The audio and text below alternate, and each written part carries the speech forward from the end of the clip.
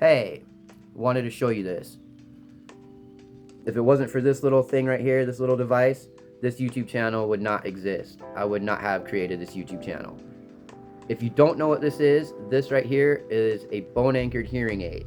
And real quick, how it works is I take this and I snap it onto a little bone implant that I have on the bad hearing side of my head.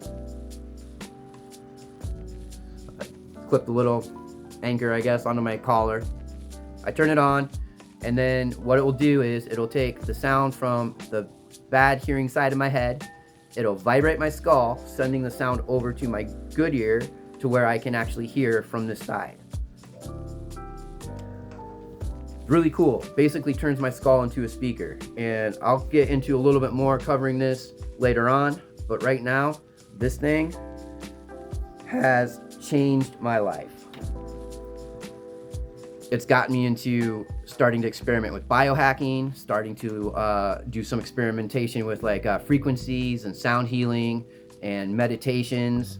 It's inspired me to do a whole lot of creative things, a lot of sonically creative things. It's just opened up a whole lot of creativity that I didn't really know that I had inside of me. So I want to talk about it, and I want to share what these experiments and these things that I'm doing with it and cover those things. And that's why this YouTube channel exists. All right, but first I want to talk about a larger issue, and that is living and growing up and living life with being hard of hearing and having hearing loss and audio processing issues. I don't know if it's like this for anybody else who's watching this video, but at least for me, having that experience and being hard of hearing has impacted and affected pretty much almost every part of my life. And it wasn't until some advancements in technology and getting the right support from my family that I was actually able to go on the journey to get my hearing back. And there's a lot that I want to cover about this. I got a bunch of notes here. I'll probably miss some things. I might ramble a little bit, but I mean, whatever. Let's try to get into it and we'll see where this goes.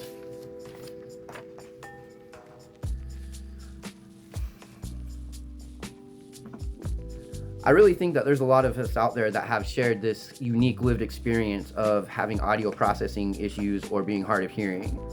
But if your experience really has been anything like mine, you probably didn't or don't have the support or the understanding from other people that you might need in order to, feel confident about yourself and want to deal with being hard of hearing. I feel like it's important for me to open up and talk about this in the hopes that it lets anyone else out there who's going through this know that they are not alone and that there is support out there, that people can help them and offer guidance if they're looking for it. Being hard of hearing is challenging on a whole lot of levels. It really is kind of like an invisible disability, I guess you could say. Now, I know there's a wide range of abilities and disabilities, but generally it can be pretty easy to tell if, say, somebody might be visually impaired or blind. It's probably pretty easy to tell if somebody has mobility issues, just by maybe observing them for a little bit. But it's harder to tell if somebody is hard of hearing or, deaf or having hearing issues, unless you can make out that they're wearing hearing aids, and those are real small nowadays, or you maybe to a lesser degree see them using sign language, and you might make that jump. But a lot of people that have normal hearing know how to do sign language, so you can't really use that. Going through this entire journey and getting my hearing back has led me to the realization that there's probably nothing that is going to teach or force you to mask faster than being hard of hearing. If you are hard of hearing or you've dealt with being hard of hearing, you probably know exactly what I'm talking about. If you don't know what that's like, then I'm going to go ahead and help break that down to maybe help you get a better understanding of where somebody who is hard of hearing is coming from with some, I guess, anecdotes and examples. Those of us that are hard of hearing are always pretending. We are pretending that we are hearing you because it's easier just to pretend we're hearing you and nod our heads and go along with it than to always be asking somebody to repeat themselves. We are probably also pretending to enjoy going out into noisy environments where our audio processing prevents us from actually hearing and enjoying being out and having conversations with people. It's just too hard to key in on voices and functionally like listen to conversations, especially if you're at a table and there's multiple conversations going on and music playing in the background and other people talking. It's too hard. You just can't zero in and key in on any one voice. So it just becomes a jumbled mess that your brain just can't process and understand. So it causes a lot of anxiety. It can be kind of anxiety inducing to go out, knowing you have plans and you're going to be in a noisy place. You kind of sometimes have to talk, like, at least for me, I have to talk myself up.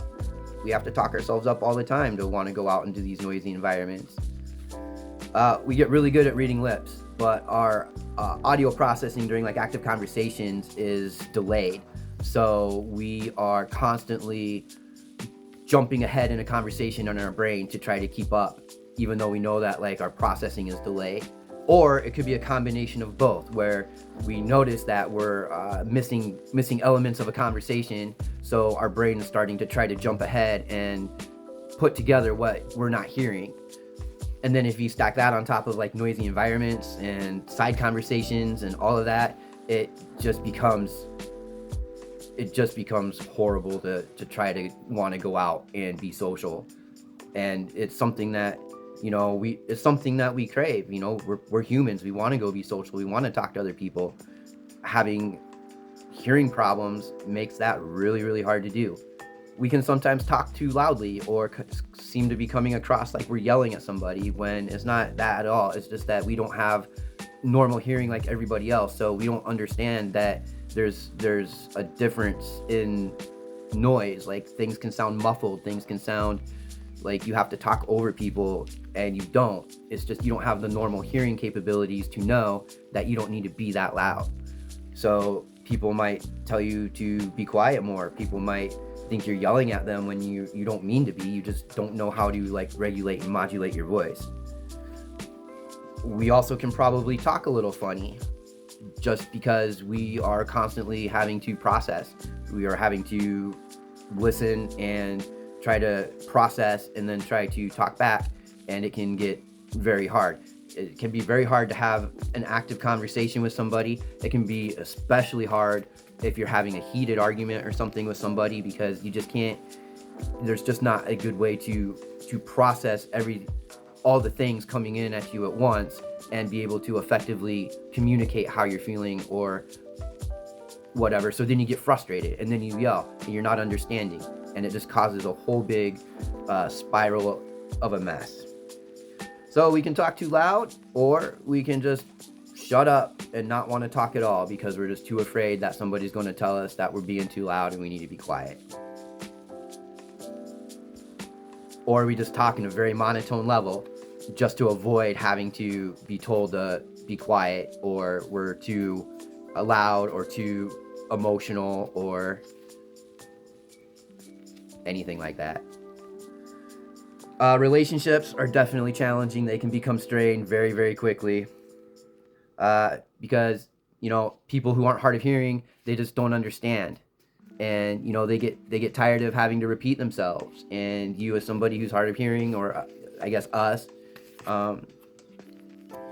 we get tired of asking people to repeat themselves. We get tired of making people we care about frustrated that we don't understand we don't hear them, or we're not understanding what they're saying, and so we need them to repeat it.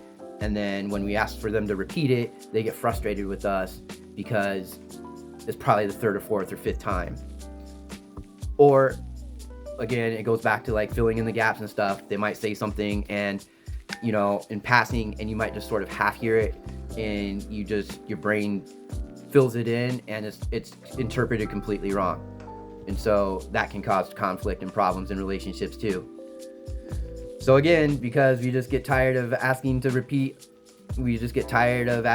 to repeat themselves, and people get frustrated with having to repeat themselves, and we don't want to make people frustrated because we probably have a little bit more of an element of wanting to just please people and like pretend, like I said before, like we know what's going on, and we just don't want to be a burden and have people do that, so we become a little bit more people pleasing. All right, this next one might just apply to me or maybe a very select few people, but we tend to have a very, very robust internal monologue. And that's because the only person that really can understand us and the only one that we can really talk to is ourselves. So we do that. All right, here's kind of another one that might be considered, I don't know, maybe a superpower, maybe a curse, maybe a bit of both, but we can be super hypersensitive to people's emotional states. And that probably has to kind of do with the whole, if you lose one sense, another one picks up.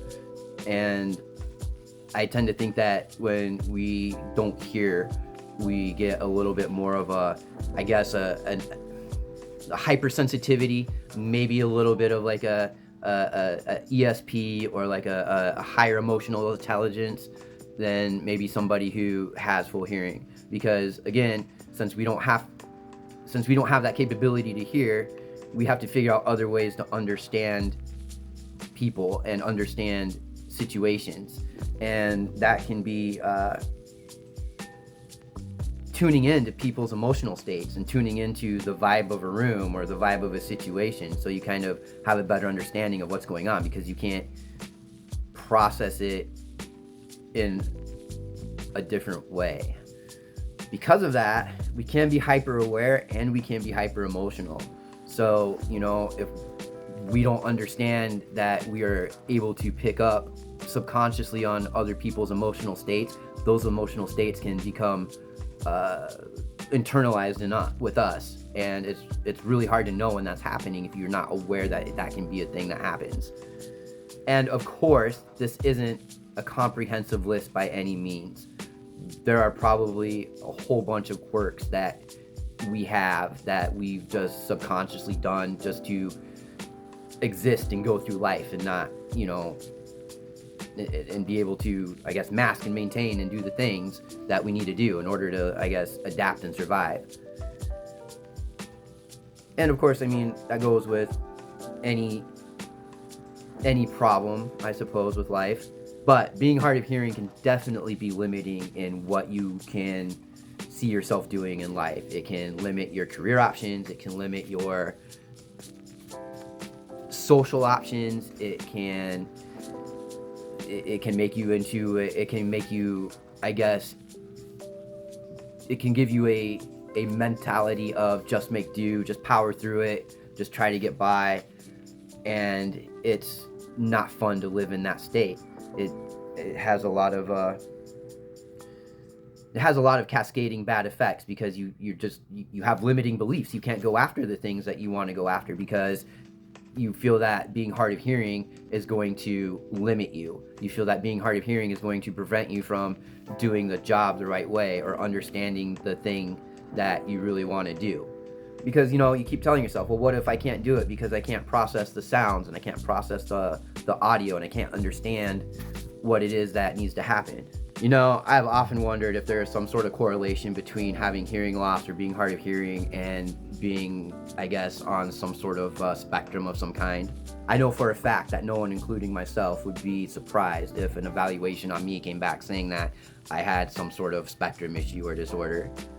I'm going to show my age a little bit here, but growing up in the 80s, there just wasn't a whole lot of support and help and technology that would have been able to help me, at least in the area where I grew up and where I live. The technology just totally wasn't there like it is today. You know, like right now, we got the little teeny tiny hearing aids that you can either get from an audiologist, or I guess you can just walk into any of the big box stores with pharmacies and buy a set of hearing aids now. You have cochlear implants, and who knows what else you have. Of course, you have the bone-anchored hearing aid like I have, but that's coming in a minute. Unfortunately, none of those other devices were going to really help me in my situation. See, because what I have is, I guess, something you could refer to as nerve deafness. I've suffered from this nerve deafness for as long as I can remember. Nobody could ever really tell me what caused it. I've been told that I was born with it. I was told that I had a fever when I was a baby. that might have done it. I was told that it could have been from getting the tubes in my ears when I was like a toddler, because I had ear infections all the time. That might have done it. But regardless of why, I still have the problem. But because I have the nerve deafness, a normal hearing aid just wouldn't work, because all that would do is just amplify the sound and blast it into my perfectly fine working hearing drum and mechanics of my ear. Implant wouldn't work because the nerves on the inside of my ear are too weak and not strong enough to be stimulated by the cochlear implant so I can hear. So my options were always very, very severely limited. It wasn't until a few years ago when my fiance, who has now become my wife, really encouraged me to go get probably what would be the third opinion about my hearing loss. She recommended an ENT that she used to see, who she knew did a lot of stuff with people who had hearing loss and things like that. So I went ahead and made the appointment, talked with him. He ordered an audiogram, of course, so I went and saw an audiologist, did the test, went back with the results for the follow-up visit, and that's when he explained to me kind of that nerve deafness thing. And that's where he showed me a couple of options of what might help, and one of those options was the bone-anchored hearing aid. So we talked about that. He seemed to think that that would be the better option for me of the two. But unfortunately, my insurance at the time didn't cover the procedure to get the bone-anchored hearing aid. So I left there kind of bummed out, honestly. Like, I have options. It's nice to know I have options, but I just don't have like the help to get them unless I want to pay out of pocket, and I wasn't really at that point to do that. I did have the bone-anchored hearing aid on my mind a little bit for a while. So after I came home from that appointment, I did do a little bit of searching on the internet about bone-anchored hearing aids. I only found a couple of like videos of people who had them. I didn't really see much else other than kind of the promotional stuff that was up on YouTube. So I just moved on. It wasn't until a year or so later, when I got a new job and different insurance, that I was able to go back and get approved for the procedure to get the bone-anchored hearing aid. And I'm going to go ahead and talk about and cover that in the next video. If you can relate to the stuff I've been talking about with what it's like living and dealing with hearing loss, and you want to share your own experience with what it's been like for you having hearing loss, or you're just looking for some support, go ahead and leave a comment down below. If you enjoyed this content and would like to see more, then leave a like and consider subscribing. It would really help me out, and I would be honored to share all this information and things that I'm going to be doing with you guys.